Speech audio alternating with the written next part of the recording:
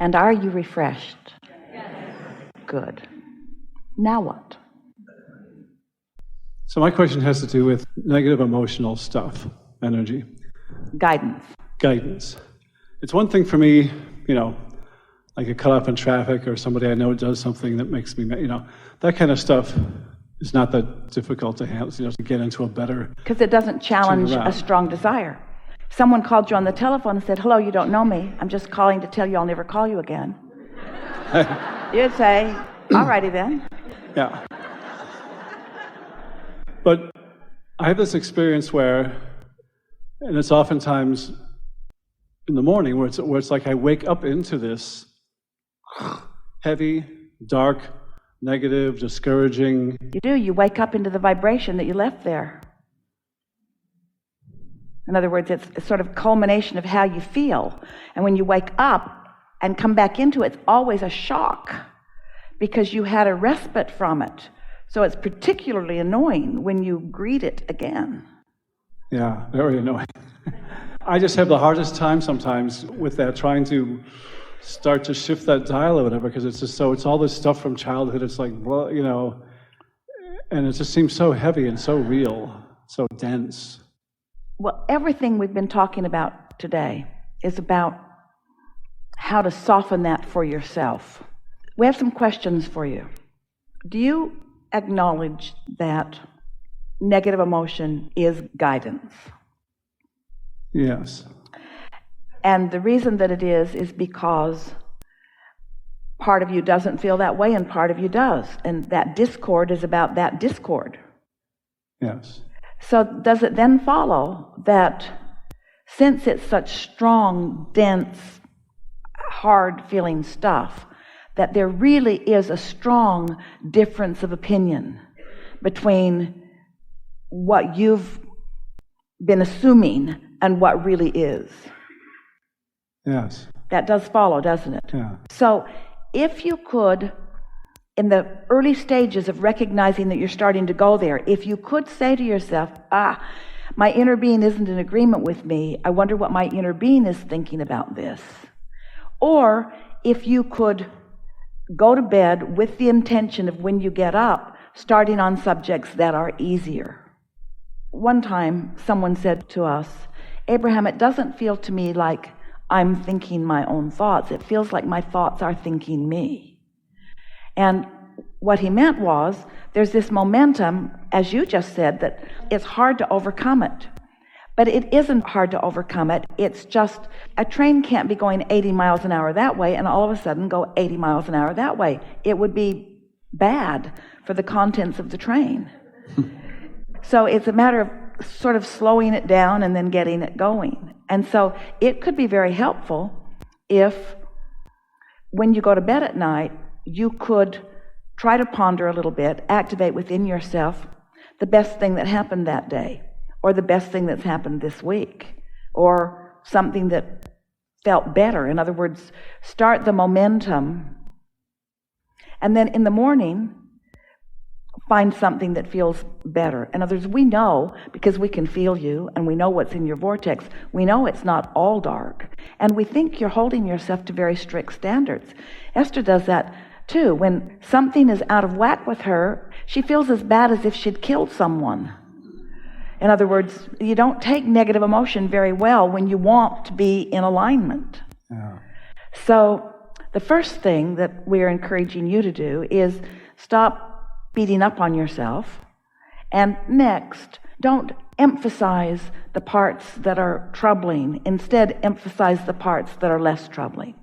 And don't try to take such big leaps. Don't beat up on yourself that you're not waking up feeling exhilaration. Exhilaration is going to come once momentum has been allowed for a while. So when you first wake up, what do? Do you set an alarm? Yes. Do you wake up to an alarm? Most of the time. So the alarm is sort of interrupting. It's interrupting something that is more peaceful.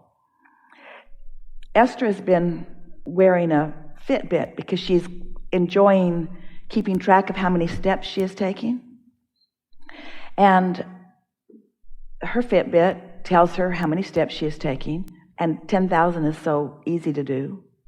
But it also registers her heart rate. And she noticed that when she would wake up to an alarm, her heart rate would go through the roof. It was like her alarm was scaring her awake. Her resting heart rate's around 60. And even after she's been on the treadmill for a while, it's 72 or 75. And if she really ramps it up, she can get it up deliberately. But to wake up to 102 heart rate means you've been startled into reality.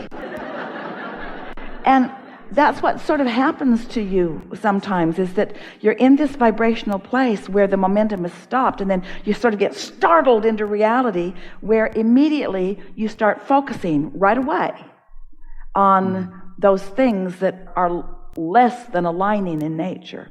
So when you wake up to your alarm, do you wake up to your alarm because you have things that you want to tend to and you don't want to oversleep? Yeah.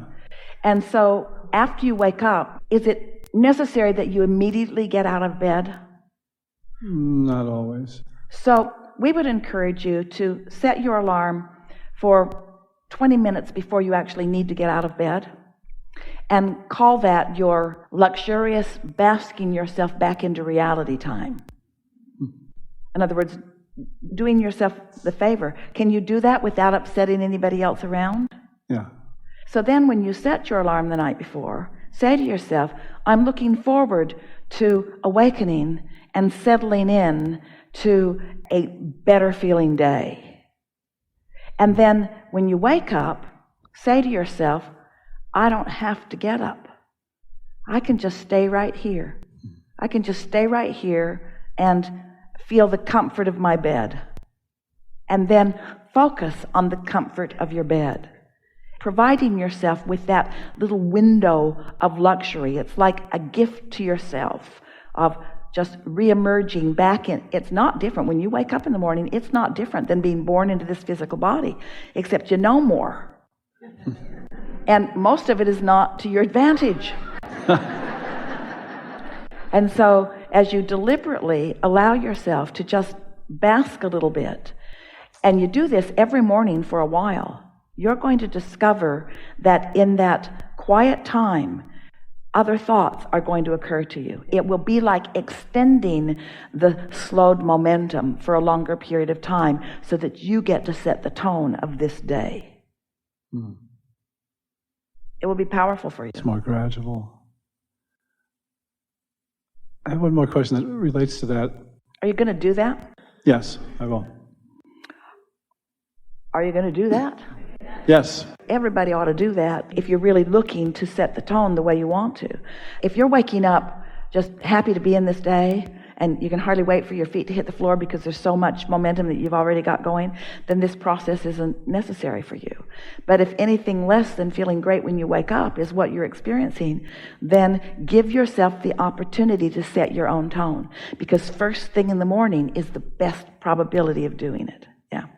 What else? I've been guided lately to do a process with feelings where you just focus on the feeling in your body. Not words, not anything mental about it, but just focus on the feeling, where it is in your body, where it's located, and just... No matter what it is? Yeah, and just focus into that. Well, no, for negative feelings. So if you've got a negative feeling, focus on it? Yeah, actually, but just in an effort to release it. Oh, well, that won't release it. That will encourage it. That will... I mean, that's what I thought, because there's a... Well, you can't focus on anything without attracting more to it. Let us say this, in harmony with what they're getting at as they're teaching this to you. Every subject is really two subjects, and the wave has the what's wanted and the what's not wanted. In other words, they're sort of equivalent. And so by focusing on what you don't want, there is a pivot into what you do want. But when you're doing it at a feeling level, you got to make that shift rapidly. And so the question that we put to you is, what kinds of feelings are you trying to bounce from? Can you give us an example? Have you been trying it a little bit? Fear, feeling of discouragement. Tell us what you do. You just locate the feeling in your body. Focus And on... most of them are right here. Yeah, usually here or chest. It's Yeah. usually, just focus on it. Breathe. don't listen to words, don't go into words about it or thoughts about it. Just focus on the physical feeling and try to send love to it. And eventually, most of the time I've done it, there does seem to be a release point, a point at which, where it like feels better. Because in the not trying to identify what it's about, going to that unconditional place. So what is your question to us about it? In other words, we want to say to you, to all of you, anything that you're finding that is taking you from not feeling good to feeling better is a good process. Anything that you're finding that is giving you a feeling of release is a good process. It is a path of lesser resistance. Yeah, because there just are times when a feeling seems so strong that to start to think good thoughts seems like just plastering something on top of. We agree with you, but the thing is, by the time a feeling feels strong, you've had many opportunities to have diffused it before it got there. So we're just not encouraging you to wait until it feels really strong before you follow this process. Yeah. Yeah, thank you. Yes, enough? Yes. Really good.